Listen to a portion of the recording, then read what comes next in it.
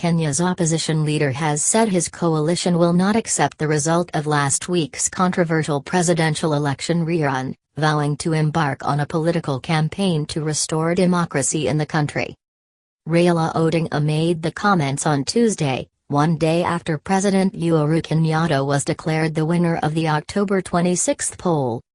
Kenyatta took 98.2% of the votes, according to official results, but turnout stood at less than 40% following a boycott call by Odinga.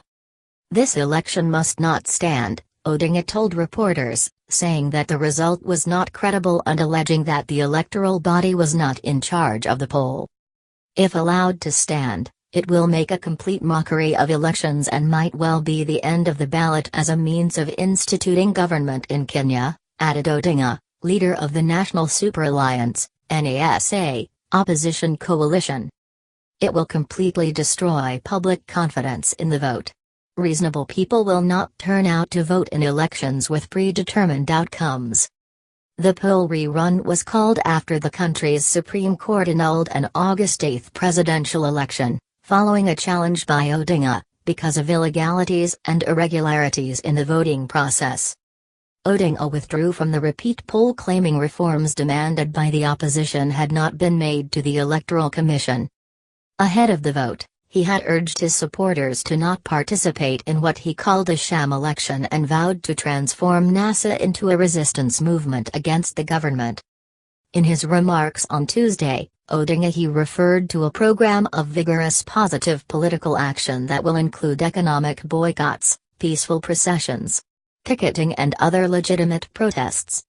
He added, "If there is no justice for the people, let there be no peace for the government." A tirade of conjuncture statistics. Kenya's Independent Electoral and Boundaries Commission, IEBC, announced on Monday that 38.84% of the registered voters had turned up to cast their ballot in the poll rerun, that is 7.6 million of the 19.6 million registered voters. In contrast, nearly 79% of the registered voters had taken part in August's annulled election. But in a victory speech on Monday, Kenyatta denied that many people had not turned up to vote. "Many Kenyans exercise their democratic rights," he said after the announcement of the official results by EBC. "The narrative locally and internationally, therefore, the voter turnout was low is inaccurate. It is nothing but a history of political convenience and a tirade of conjuncture statistics," he added. Call for talks. The African Union on Tuesday said the poll was credible and urged dialogue between Kenyatta and Odinga.